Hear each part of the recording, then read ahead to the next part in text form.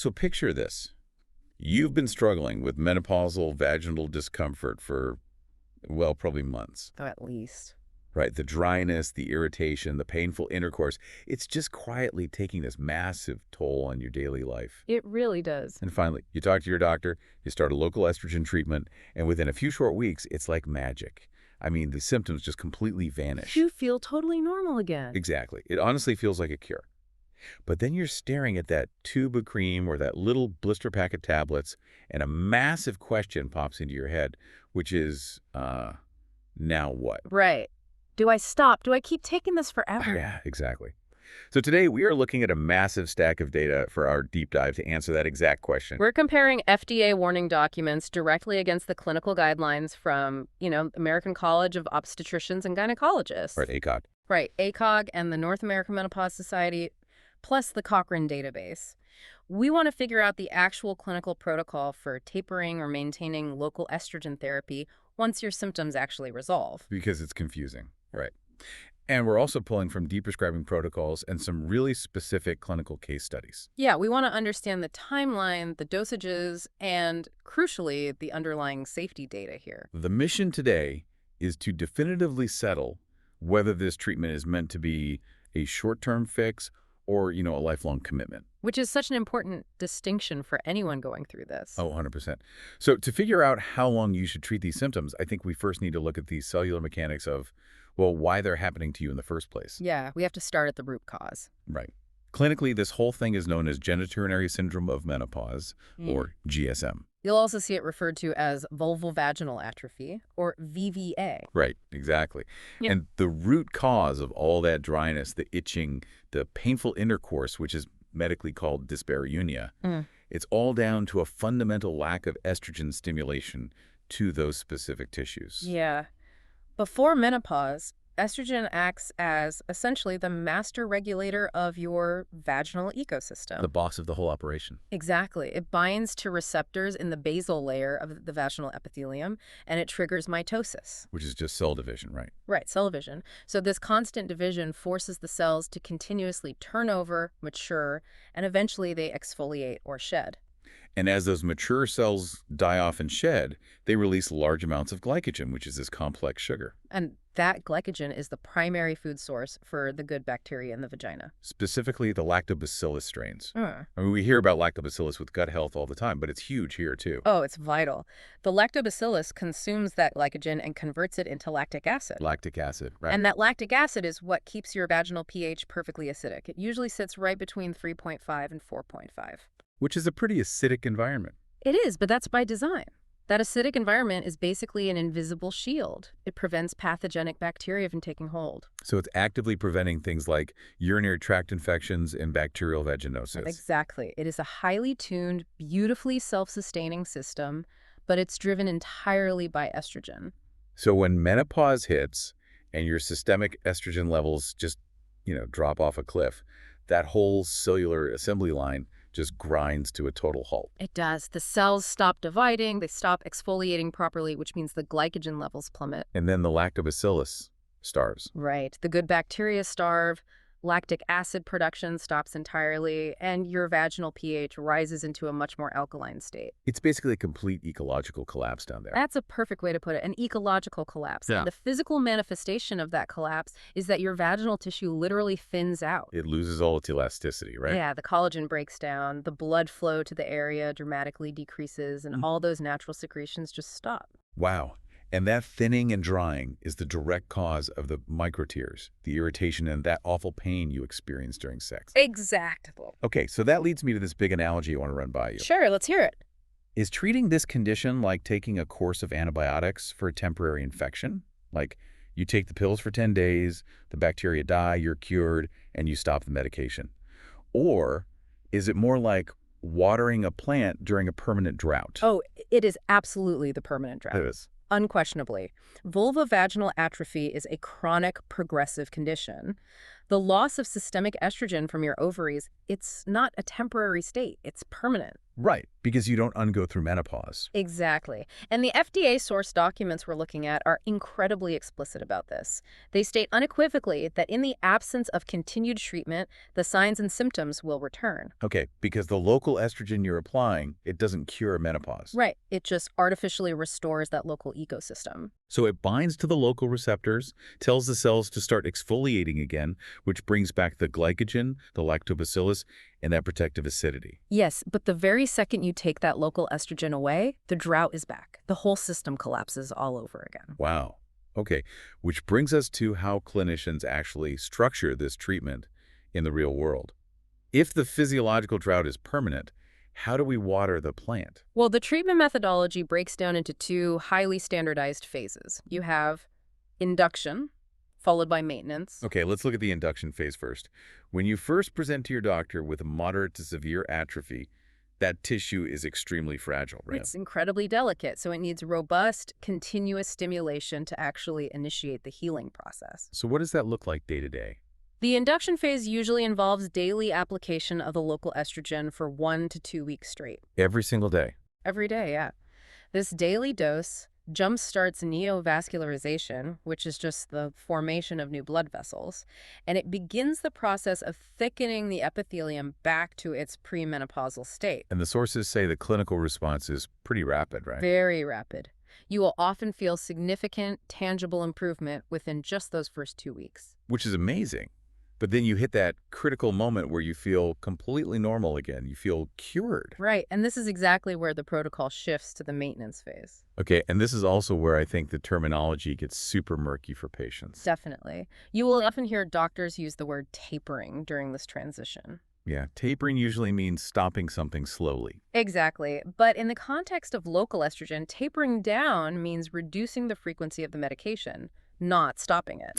Okay, so if we look at the common estrogen creams like estradiol cream, which has zero point 0.1 milligrams of active ingredient per gram, or conjugated equine estrogen cream at 0.625 milligrams per gram. Right, the standard cream. Yeah, you drop from using them every single day down to 1 to 3 times a week.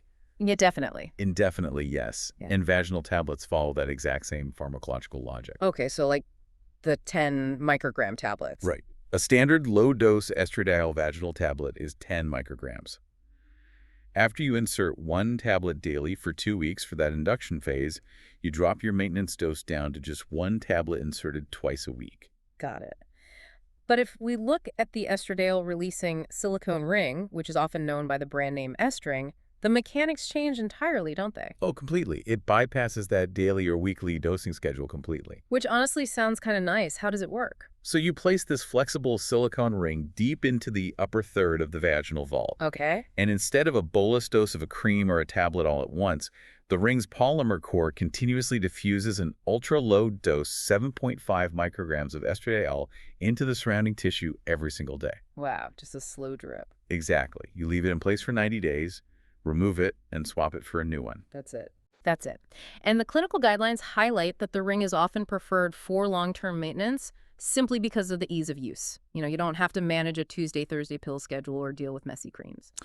Okay, and I want to push back on this a little bit. I was reading one of the specific clinical case studies in our sources, and there was this fascinating detail about application methods that kind of challenges the idea of the ring being the ultimate perfect solution. Oh, right, the patient with the cream. Yeah. This patient chose the 0.01% estradiol cream, but her doctor instructed her to throw away the long plastic applicator it comes with. Which a lot of women hate using anyway. Totally. Instead, she was told to dispense a 1-gram dose onto her finger and massage it directly onto the introitus, which is the opening of the vagina and the lower external vaginal tissues. Right. So my question is, if women are hacking the application method to avoid the messiness of creams internally, why not just use the 90-day ring and avoid the cream entirely? That is a great point. And it really comes down to anatomical flexibility and specifically where your estrogen receptors are located. Okay, unpack that for me. Well, genitourinary syndrome of menopause doesn't just affect the internal vaginal canal. Estrogen receptors are densely packed all over the external anatomy too. So we're talking about the vulva, the labia, the vestibule. Exactly. The drought affects the outside of the tissues just as much as the inside. Right. Now, rings and tablets are highly effective for treating internal symptoms like deep dyspareunia and for restoring that internal pH to prevent urinary tract infections. But they miss the outside. Right. They do not always diffuse enough estrogen down to the external tissue. So if you are experiencing severe external itching or something called labial resorption. Wait, labial resorption. Yeah, it's where the labia minora actually start to shrink and fuse together due to a lack of estrogen. Oh, wow, that sounds awful. It is. And a ring sitting deep in the upper vaginal vault just isn't going to reverse that external tissue loss. Right, because you have to physically put the medication where the problem actually is. Exactly. And creams offer that exact flexibility. You can take the cream on your finger and massage it directly into those external non-hair-bearing vulvar tissues to target that specific localized atrophy.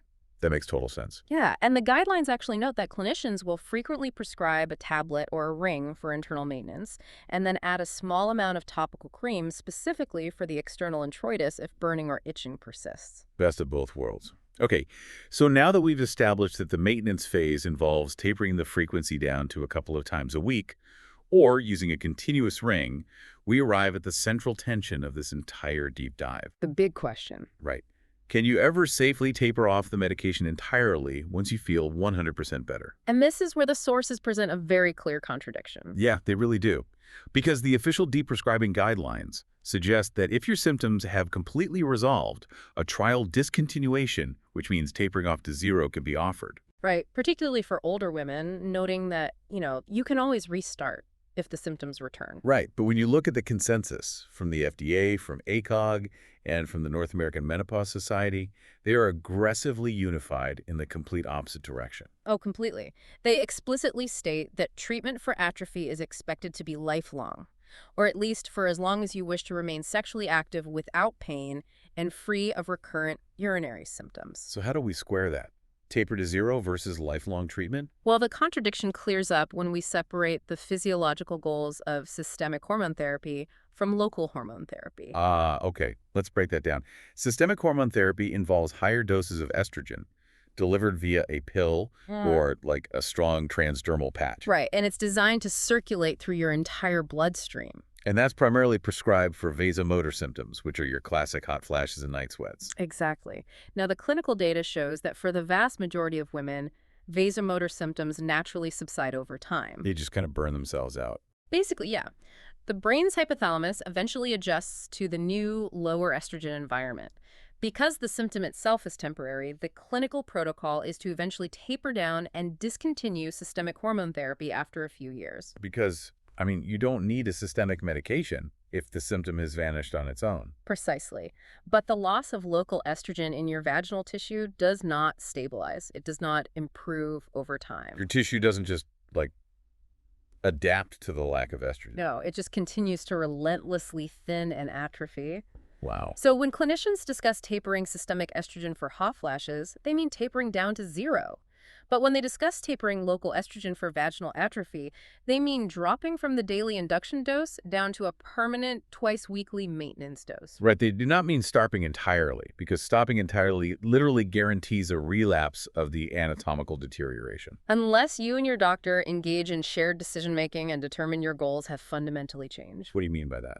Well, if you are no longer sexually active and the internal dryness is not impacting your daily comfort or causing urinary infections, you might choose to stop. Oh, I see. So you stop because your quality of life is no longer impacted, not because the underlying tissue is actually cured. Exactly. The drought is still there. It's just not bothering you anymore. Got it. Okay, but if the clinical consensus dictates lifelong indefinite maintenance for this condition, I feel like a patient's immediate visceral reaction is going to be a deep fear of long-term cancer risks. Absolutely. It's the #1 concern. Yeah, because we've had it drilled into our heads for decades that being on a hormone forever is inherently dangerous. The specific fear is that unopposed estrogen without progestin, will cause the lining of your uterus to overgrow, leading to endometrial hyperplasia and eventually endometrial cancer. Right. And to understand the safety profile of local estrogen and why it actually doesn't pose this systemic risk, we need to look at the pharmacokinetic data. Okay, let's get into the numbers. Our sources include a highly detailed 52-week study that evaluated the 10 microgram estradiol vaginal tablet. The study is so fascinating. It really is. They tracked the patients for a full year of continuous twice-weekly use to measure exactly how much of that local estrogen was entering their general bloodstream. Right. And after a full year of continuous use, the systemic estrogen concentrations in these women remain between 2.44 and 12.08 picograms per milliliter. Okay, so to put 2.44 to 12.08 picograms per milliliter into context for us, how does that compare to a postmenopausal woman who is not taking any hormone therapy at all?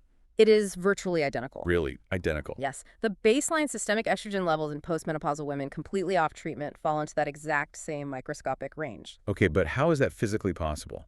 You are putting an estrogen tablet into your body twice a week for an entire year, and your blood estrogen levels look exactly the same as someone taking nothing. It's wild, isn't it? Yeah. Why isn't it entering the bloodstream? It all comes down to tissue binding and cellular starvation. Okay. Because the dose is an ultra-low microdose, and because the local vaginal tissues are incredibly starved for estrogen, the local receptors snatch up the hormone immediately upon application. Oh, they just grab it right away. Exactly. It is almost entirely metabolized and utilized directly within that specific local tissue bed. It simply does not spill over into the capillaries and enter systemic circulation. It's kind of like having a leaky pipe under your bathroom sink. Oh, that's a good way to look at it. Yeah, like you apply a tiny piece of putty directly to the crack. You fix the local plumbing issue without flooding the rest of the house. Exactly. And because you aren't flooding the house, meaning the general bloodstream, you aren't exposing the rest of your body, specifically your breast tissue and the lining of your uterus, to elevated estrogen levels. Okay, but hold on. I'm going to play devil's advocate here. Go for it. If the FDA officially states in their documents that true, definitive cancer risk determination requires massive, long-term clinical trials spanning many decades. Which they do. Right. So how can ACOG confidently tell you that you don't need a progestin to protect your uterus right now? Isn't advising women to skip uterine protection a massive gamble with their health based on short-term data? It's a very fair challenge, it really is. But ACOG and the North American Menopause Society base their consensus on a combination of biological plausibility and incredibly robust medium-term data. Okay, what does that medium-term data look like? Well, we have 6.2-year continuous follow-up data showing absolutely zero increase in stroke, zero increase in breast cancer, and zero increase in endometrial cancer with the use of low-dose local vaginal estrogen. Zero increase. Wow. Right. The systemic absorption is so negligible that the risk of endometrial hyperplasia is fundamentally removed from the equation. So the unified medical consensus among ACOG, NAS, and the Cochrane database is absolute. You do not need to take a daily progestin pill to protect your uterus when using low-dose local estrogen. Exactly. You get to avoid all the systemic side effects of progestin entirely. Which is huge for a lot of women. And they go even further in the clinical guidelines, don't they? They do. They explicitly state that routine endometrial surveillance, like scheduling regular pelvic ultrasounds to measure the thickness of your uterine lining or enduring painful endometrial biopsies just to monitor the tissue, is entirely unnecessary. Unnecessary. Just across the board. With one caveat. The only caveat is if you experience unexpected postmenopausal bleeding. Oh, of course. Right. Any postmenopausal bleeding always warrants immediate clinical investigation. But absent that specific symptom, the data does not support or mandate routine surveillance for these microdose products. That is such a relief to hear, honestly. It changes the whole conversation around long-term use. It really does. So, to synthesize the exact clinical protocol we set out to find today, local estrogen therapy is a long-term maintenance strategy for a chronic, permanent physiological change. A permanent drought. Right. You transition from a daily induction dose to a weekly maintenance dose to rebuild and sustain your local ecosystem. And you do not stop the treatment unless your personal comfort goals change. Exactly. The pharmacological data overwhelmingly supports the long-term safety of remaining on this maintenance dose.